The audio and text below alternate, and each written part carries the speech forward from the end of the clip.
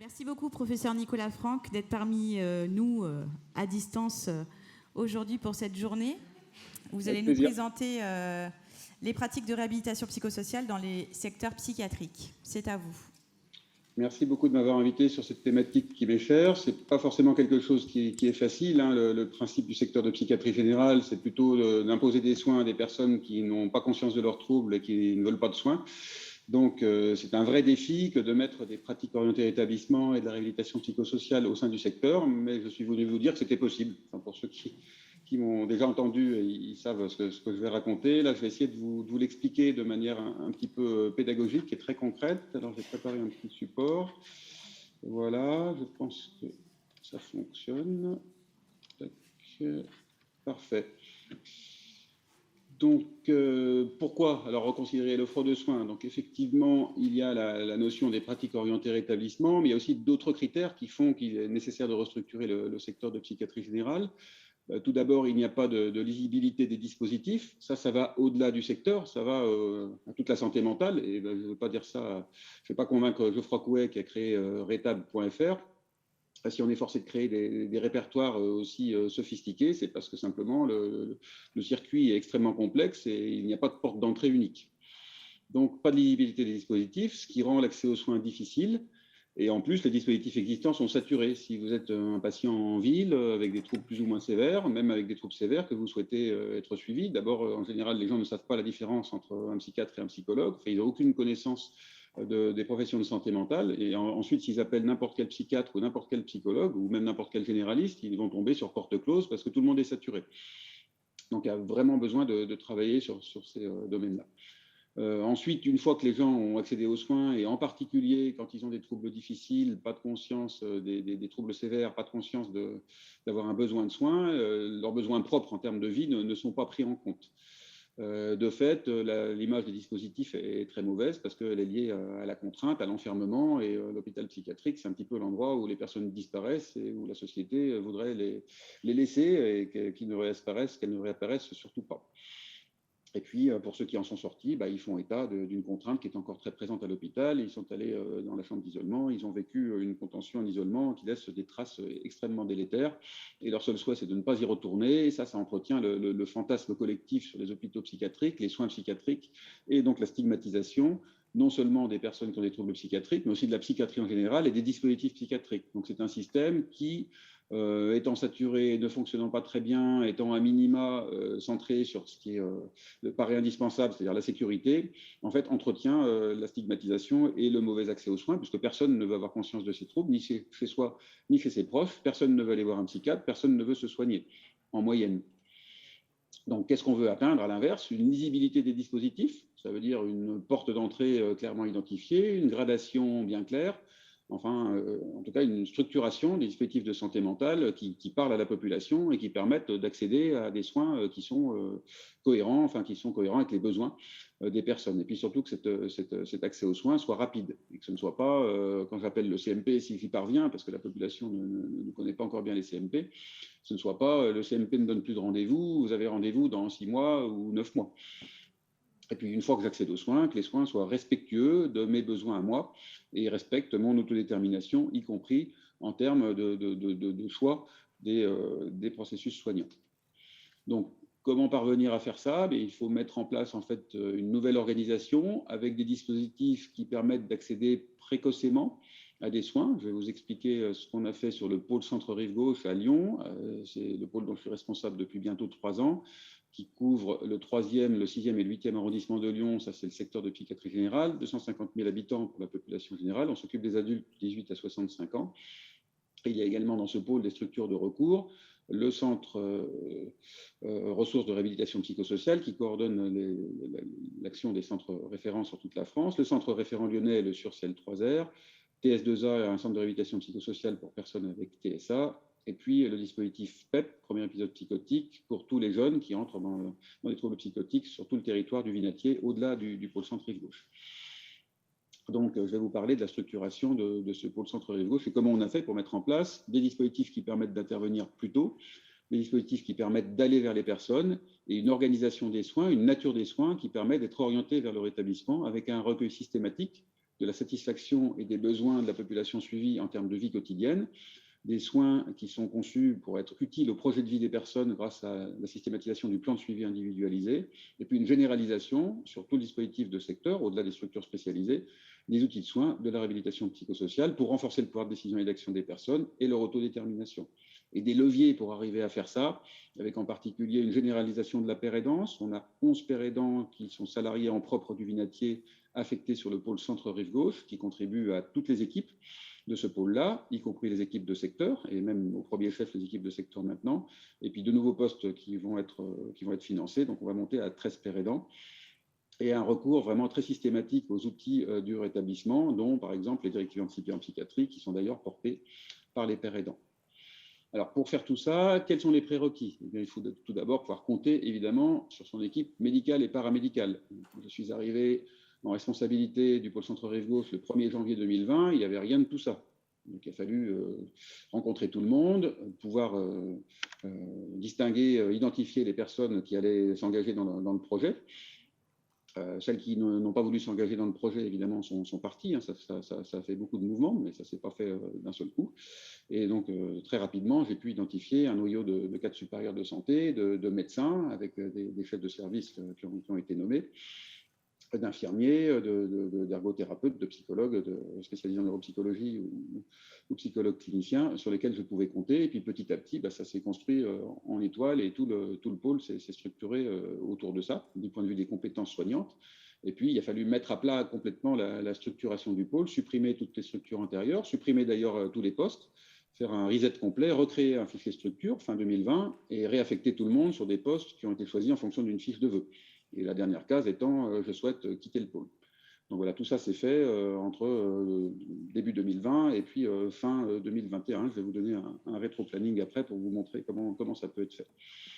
Ça n'aurait pas été possible si la direction du Vinatier n'avait pas été favorable. Le directeur du Vinatier a changé en septembre 2017. Je connaissais déjà Pascal Mariotti en tant que président de l'ADESC auparavant. C'est lui qui a pris le Vinatier et ça a permis de faire toute cette transformation parce qu'on ne met pas à zéro tous les postes, tout le fichier structure sans l'appui quotidien de la direction. Et puis évidemment, pour faire tout ça, il faut avoir une idée claire de ce qu'on veut apporter à la population et puis des besoins propres de la population en fonction du territoire de santé et des services. Autre prérequis, avoir identifié les partenaires immédiats en amont, les médecins généralistes, en aval, les médecins généralistes, en amont également les urgences et d'autres structures, mais je caricature un petit peu pour dire que les généralistes sont évidemment au cœur du réseau avec lequel on est en interaction quotidienne. Mais c'est aussi les psychiatres libéraux, beaucoup les psychologues libéraux, toutes les associations sociales, médico-sociales, etc., via le CLSM aussi. Avec les mairies, les élus santé des différents arrondissements, parce que sans tout ce monde-là, on ne peut pas travailler et on ne peut pas changer la politique de secteur. Et après, c'est établir une stratégie de changement avec un rétro-planning. On peut se dire, on va le faire tranquillement. On prend telle structure sur l'ensemble du pôle, qui comprend je ne sais pas combien de dizaines d'unités fonctionnelles, on la change pour que ça serve d'exemple, après on en change une deuxième, une troisième, on fait quelque chose sur 3 ans, 5 ans, 10 ans, 20 ans. Ça, en général, ça s'enlise. Donc, moi, j'ai préféré la technique brutale où on est convaincu, on fait un diagnostic. C'est ce que j'ai fait en janvier 2020. En février 2020, un pré-projet en accord avec les personnes sur lesquelles je pouvais compter. J'en ai cité quelques-unes tout à l'heure en termes de fonctions. Et puis, ça a été présentation d'un pré-projet de pôle à tous les salariés du pôle. Pour moi, c'était le 10 et 11 mars 2020, donc juste avant le confinement, et heureusement juste avant, ce qui a permis que les gens, pendant le confinement, et malgré tous les changements, aient ça en tête, et que les groupes de travail qui étaient prévus pour associer tout le monde à la démarche de changement, au lieu de se faire au printemps, se fassent quand même pendant l'été 2020, entre les deux confinements. Donc ça, c'est la méthode brutale avec la suppression complète de tous les postes, la suppression complète de toutes les structures. Pourquoi supprimer toutes les structures? C'est qu'avant, quand j'ai hérité du pôle, c'était par arrondissement des petits secteurs. Ce n'était pas un seul secteur, c'était plusieurs petits secteurs. Et faire le changement sur plusieurs petits secteurs avec un morcellement des moyens, ça n'avait aucun sens. Donc il a fallu fermer 2 CATTP qui gardaient les patients au long cours avec des thérapies qui n'étaient pas convenables, pas de réhabilitation psychosociale, 2 hôpitaux de jour qui n'étaient pas du tout de crise, qui gardaient les patients au long cours, plusieurs CMP un peu dispersés partout. Fermer des lits, c'était quand j'ai pris le pôle 150 lits de secteur, là il en reste 76, plus 8 lits intersectoriels pour les jeunes patients psychotiques. Donc en fait pour le secteur, ça a été diminution de moitié du nombre de lits, de la capacité de lits. Et ça a été création d'équipes mobiles pour pouvoir aller soigner les patients à domicile plutôt que de les hospitaliser. et puis création aussi d'une structure qui permet d'avoir un accès précoce aux soins. Je vais vous expliquer comment elle s'appelle et ce qu'elle fait après. Et tout ça selon l'optique du rétablissement, c'est-à-dire en ayant toujours en tête qu'on veut favoriser le rétablissement personnel en s'appuyant pas seulement sur le rétablissement symptomatique, le rétablissement clinique, mais aussi sur le rétablissement fonctionnel.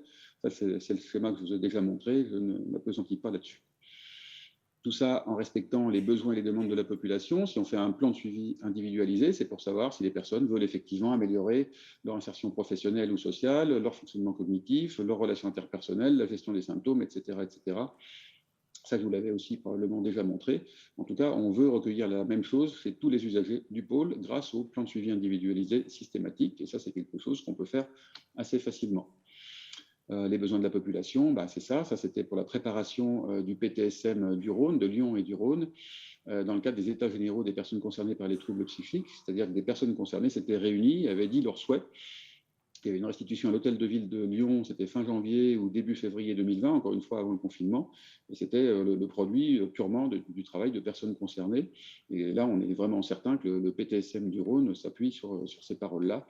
Et ce qu'ils réclamaient, c'était l'approche volontaire établissement, la pérédance, la réhabilitation psychosociale et l'accès plus précoce aux soins. Donc, quels sont les leviers du changement? Comment faire tout ça pour éviter que ce soit le collapsus complet et que ça puisse repartir? Parce que maintenant, au bout de bientôt 3 ans, ça fonctionne. Donc, ça a été engager les professionnels autour de valeurs communes. Ça passe par beaucoup de rencontres, tout le monde, 2 à 2, équipe par équipe, etc., etc. Donc, ça veut dire pas s'économiser en termes de communication. Ça veut dire fédérer ceux qui adhèrent à ces valeurs, laisser partir ceux qui n'adhèrent pas à ces valeurs, et parfois c'est brutal, on se retrouve avec 3 médecins qui partent d'un coup, à devoir parer au plus pressé. Enfin, quand on fait des gros changements comme ça, il faut s'attendre à payer de sa personne, il faut l'accepter, mais ça vaut le coup.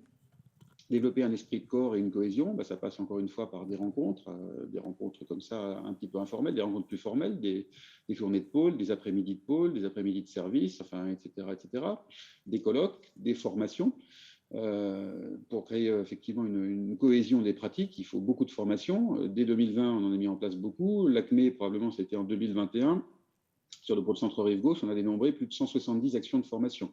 En fait, j'ai demandé à la direction d'avoir plus de finances pour la formation, et le directeur m'a dit, c'est open bar, tu peux faire toutes les formations que tu veux, et on a fait toutes les formations qu'on voulait pour favoriser le changement.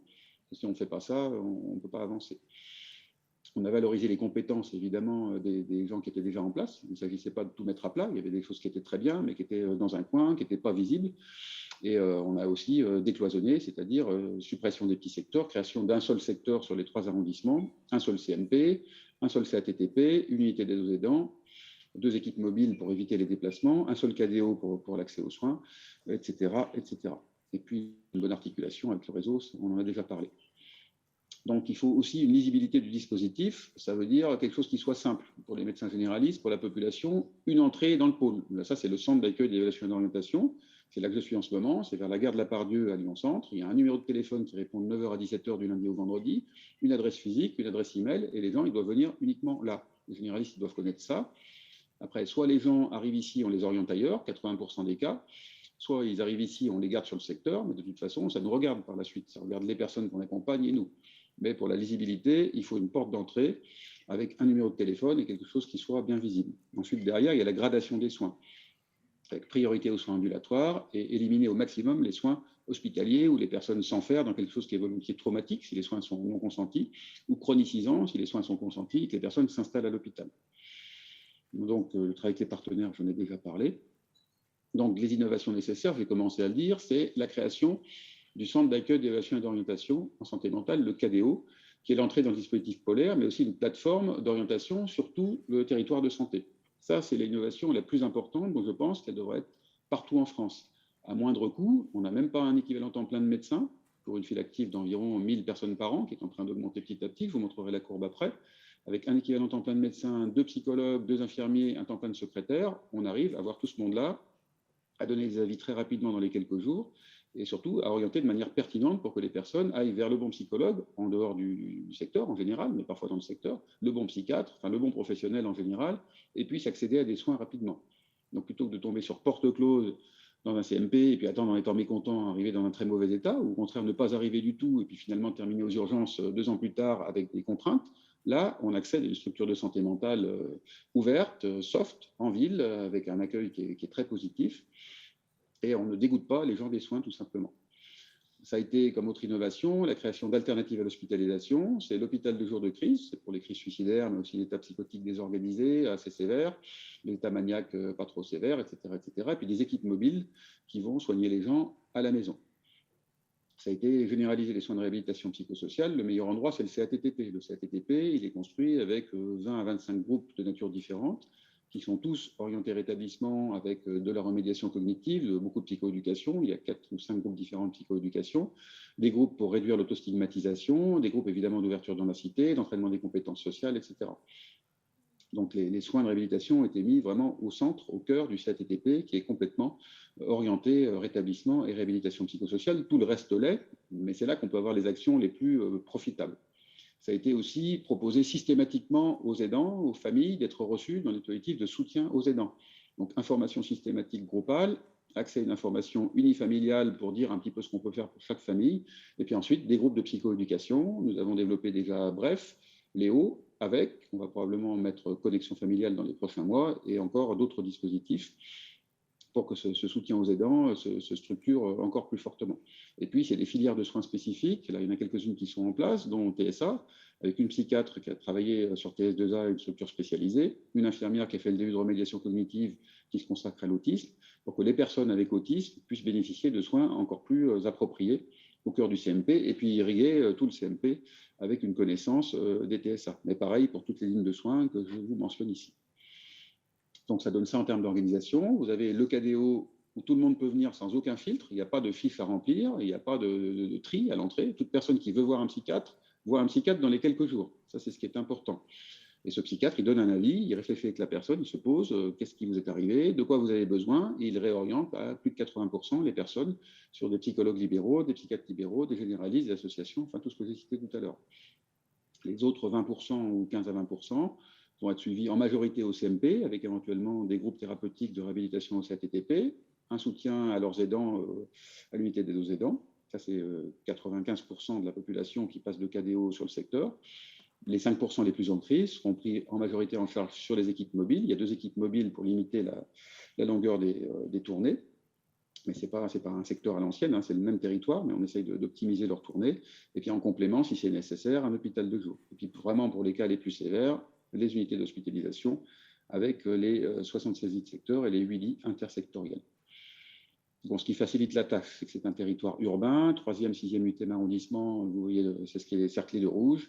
Les structures sont concentrées sur la Part-Dieu au centre. Là, nous avons le KDO, le CMP, le CATTP, l'unité des deux aidants et les 2 équipes mobiles. J'aimerais regrouper l'hôpital de jour de crise et les structures spécialisées qui sont dans le 8e aussi à la Part-Dieu d'ici quelques années. Donc ça, c'est un petit peu la même chose, hein, qui vous donne un petit peu plus la notion du réseau. Là, je vais vous dire surtout quelques mots pour les minutes qui me restent, sur le KDO, parce que ça me paraît important. Ce qui est important, c'est que cette structure puisse accéder, puisse accueillir toute personne qui a une première demande de soins en santé mentale sans aucun filtre. Donc on est sur la santé mentale, on n'est pas sur la psychiatrie, on ne cherche pas les cas les plus sévères. On préfère voir beaucoup de monde. Pourquoi ? Parce que simplement, quand on voit beaucoup de monde, parmi toutes ces personnes, on voit des états mentaux à risque, dont on sait que sinon on les aurait vus quelques années plus tard aux urgences du Vinatier ou d'autres urgences, dans un état de crise, qu'elles seraient allées vers des soins sans leur consentement, éventuellement vers une contrainte physique, un enfermement ou une contention, avec un traumatisme, et puis de toute façon, elles auraient eu bien plus de difficultés à récupérer qu'en intervenant plus précocement. Rien que pour la détection précoce de ces états mentaux à risque, la création du KDO vaut le coup. Donc le KDO, il évalue le besoin de soins. Éventuellement, on peut déployer une orientation psychométrique. Dans ce cas-là, on confie le patient à une des psychologues ou d'autres psychologues, les deux étant formés pour ça. Elle peut faire des CARMS, par exemple, pour des patients UHR. Pour beaucoup de patients, ce sont des demandes en fait psychologiques. Hein. C'est des questionnements très importants, une souffrance psychologique qui nécessite d'être orientée plutôt sur le réseau des psychologues libéraux ou les psychothérapies gratuites dans les points écoute-accueil ou les associations qui déploient ça sur Lyon. Et puis pour certains, ça va être des avis thérapeutiques ou des prescriptions psychopharmacologiques, parce qu'il y a des questions qui se posent de ce côté-là, avec des psychotropes qui peuvent être prescrits par des généralistes ou des psychiatres sur une autre ville de France, des patients venant d'arriver à Lyon. Donc un accueil très large. La création, ça a été, je me rappelle, début juin, je crois que c'était le 3 ou 4 juin 2020, entre les deux confinements. Et vous voyez, dès le premier mois, on a eu plus de 70 patients. Et en moyenne, on a entre 60 et 120 ou quelque chose comme ça, patients par mois. En moyenne, c'est plus de 80, avec globalement une file active qui augmente au fur et à mesure. Pour l'instant, donc on était en 2020 et 2021 à 1000 patients par an. À la différence de la population de secteur habituel, on a plutôt des troubles anxieux, des troubles de l'humeur. Les troubles psychotiques, c'est je crois moins de 10%, c'est les F20, oui, vous voyez, 10% exactement. Et puis on a des troubles de personnalité à plus de 12%, c'est surtout des troubles de personnalité borderline. Et là, le projet du pôle, c'est de développer une unité spécifique pour améliorer la qualité des soins pour les patients avec un trouble de personnalité borderline, avec de l'information, de la psychoéducation, des TCD, du GPM. Ce sont des patients qui sont mal soignés, volonté polymédiqués, avec beaucoup d'iatrogénie et une forte inefficacité. Donc, ce sont des gens qui viennent spontanément parce qu'ils ont entendu parler du KDO par le bouche à oreille ou qui se sont renseignés via le CMP. Sinon, ils sont envoyés à 22% par leur généraliste. Sinon, c'est des psychiatres libéraux ou l'entourage. Et vous voyez, les débouchés d'aval, c'est plutôt des suivis psychologiques en association, 35%, les psychologues libéraux, 25%, on est à 60% quand même d'orientation psycho, donc on est vraiment dans le domaine de la santé mentale, 10% généralistes, les cas les moins lourds, 5% la psychiatrie libérale, surtout les cliniques de psychiatrie, et là on est à 25% sur les dispositifs de psychiatrie générale, dont le secteur qui est à moins de 20%, je crois. En psychiatrie générale, on a compté aussi, par exemple, le centre du psychotraumatisme et d'autres structures spécialisées, mais de psychiatrie publique. Donc, pour faire tout ça et pour que les personnes accèdent correctement aux soins, y compris à l'intérieur du pôle, on a déployé un fort travail de communication. J'ai déployé une chargée de communication, enfin, j'ai réaffecté une chargée de communication pour faire uniquement ça pendant plus d'1 an.